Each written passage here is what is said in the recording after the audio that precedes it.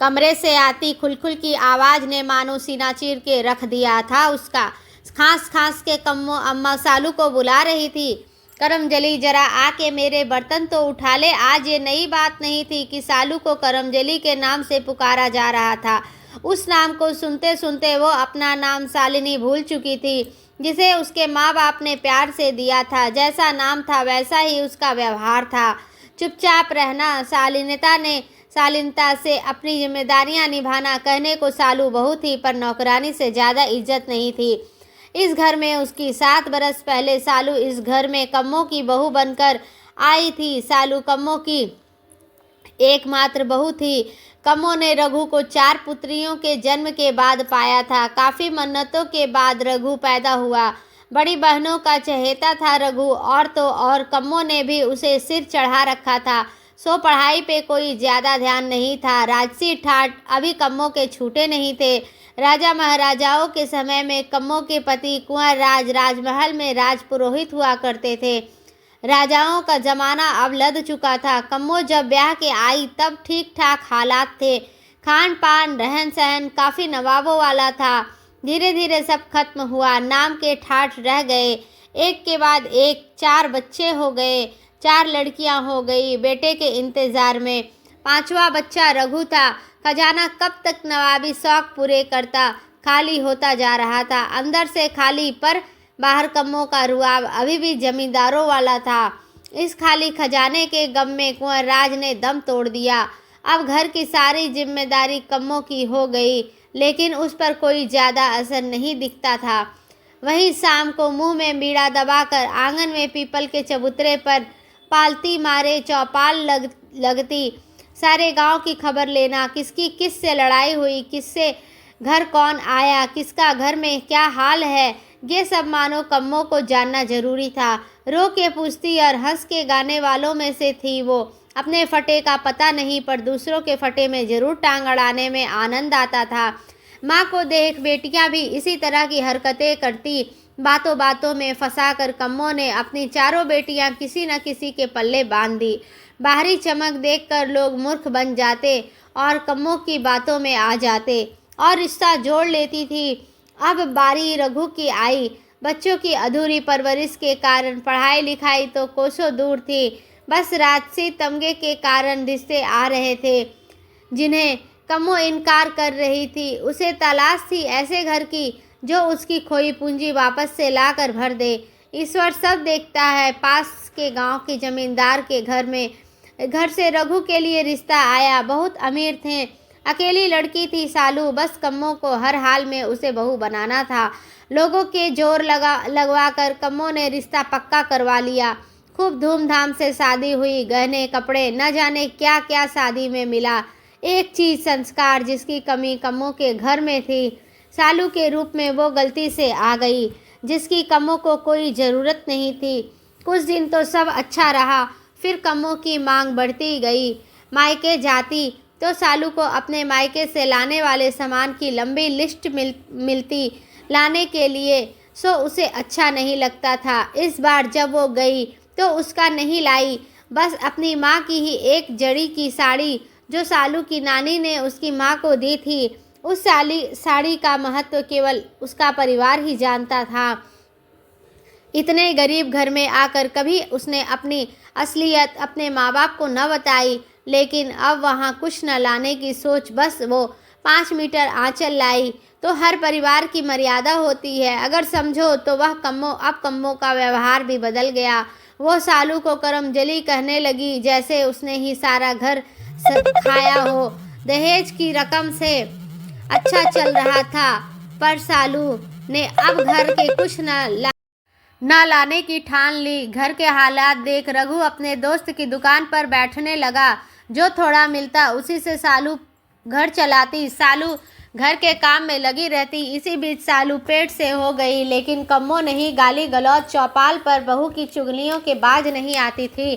दूसरों के साथ अपनी घर की भली बुरी भी पो देती थी। बहू पर बिल्कुल ध्यान नहीं था, बस खुद जवान सी बनी ठनी रहती। थोड़े समय बाद सालू ने नन्ही परी को जन्म दिया। कम्मो ने अंदर से ही चिल्लाकर दाई से पूछा, क्या जना है? करमजली ने, लक्ष्मी आई है अम्मा। दाई की अंदर से आवाज आई। कम्मो ने तुरंत कहा, अरे नागिन आई है डसने। एक क्या कम थी, घर खाने दूसरी भी आ गई। सालू के धैर्य की मिसाल शायद ही नहीं। वो सदा के लिए चुप रही और अपना काम करती रही। बस रघु ही था जो उसे सांत्वना देता रहता था। परिस्थिति जो कम खुराक ने सालू को बिस्तर पर ला दिया। सीने में दूध बंद नहीं पिया तो बच्ची भूखी ही सो जाती। कम्मो की खुराक में भी कमी नहीं आ रही थी। इसकी आवाज़ और चौपाल वैसी ही थी जैसी सालू की। शादी के समय ऐसा नहीं था कि सालू की जुबान नहीं थी, लेकिन चुप थी तो केवल अपने संस्कारों से, घर के काम की व्यस्तता से। कभी वह अपनी माँ से मिलने न जा पाई। जब कभी याद आती तो माँ का दिया 5 मीटर आंचल बाहों में भर कर सिसक लेती थी। कम्मो सालू की माँ से बिल्कुल विपरीत थी। जरा जरा सी बात पर चिल्लाना, गाली गलौज करना कम्मो के लिए आम बात थी। दूसरों का ख्याल रखने में सालू अपनी तरफ बिल्कुल ध्यान नहीं देती पाती थी। दिनों दिन कमज़ोर और बीमार रहने लगी। कम्मो कुछ कम पड़ती तो उसकी चारों बेटियां बिन बुलाए कई दिनों तो मायके पड़ी रहती और माँ की जली कटी बातों में सहयोग की जिम्मेदारी बखूबी निभाती। सालू अब और शिथिल होती जा रही थी। काम का कुछ सहारा नहीं, बस काम बढ़ाने सारी बेटियां चली आती थी। संस्कार नाम के नहीं थे जो कम्मो बेटियों को देती। सिखाया तो बस ताने और गाली देना। देखते देखते बेटी लक्ष्मी भी सालू के आंचल में 5 साल की हो गई। काश एक संस्कारी आंचल सालू की माँ की तरह कम्मो के पास भी होता, जिसे वो अपनी बेटियों को विदा करते वक्त देती, जिसे बेटियां सालू की तरह मर्यादा में रहकर सहेजती। रघु की व्यस्तता घर की अशांति को नहीं देख पाई। शांत स्वभाव की सालू भी घर की खातिर उसे कुछ नहीं बताती थी। रघु सोचता था कि सब कुछ ठीक चल रहा है और इसलिए सब बहनों में और माँ की मनमानी चल रही थी। सालू को हमेशा कम्मो की ये बातें ताने देती थी कि मेरे 5 बच्चे हैं, मैंने इन्हें नाजों से पाला है, इनको वैसे ही रखना जैसे मैंने इन्हें रखा है। इसे बिल्कुल कष्ट नहीं देना और मुंह से एक शब्द भी ना निकालना। रघु चाहकर भी कम्मो के खिलाफ कुछ बोल नहीं पाता था। जब सालू बहुत घुटती तो कमरे में जाकर रो लेती थी। अपनी ज़िंदगी से समझौता, ख्वाहिशों का कत्ल उसे मजबूर कर रहा था। उसने खुद को जिम्मेदारियों की भेंट चढ़ा दिया था। वो कहीं से भी बहू नज़र नहीं आती थी, नौकरानी की तरह रहती थी। बेटी लक्ष्मी की काफ़ी समझदार, शांत थी। कम्मो के पास जाने से डरती थी क्योंकि शब्दों को समझ ही नहीं पाती थी। दादी से नागिन नाम का सुनकर सहम जाती थी और फिर खेल में व्यस्त हो जाती थी। रघु दुकान से देर रात लौटता और खाना खाते ही सो जाता। सालू देर रात तक घर के कामकाज करने सोने बाद जाती। जब तक रघु गहरी नींद में होता बहुत सोचती कि वह काफ़ी फुर्सत से वो दिल की बात रघु से करे, लेकिन उसे सोता देख उसके उठाने की हिम्मत नहीं कर पाती थी। वो भी थक हार के सो जाती और रघु के उठने से पहले ही उठ के चाय पानी में लग जाती। शादी के 7 साल घर में लगे कब गुजर गए पता ही न चला और इन भाग दौड़ में रघु सालू अपनी ज़िंदगी जीने की शुरुआत भी न कर सके।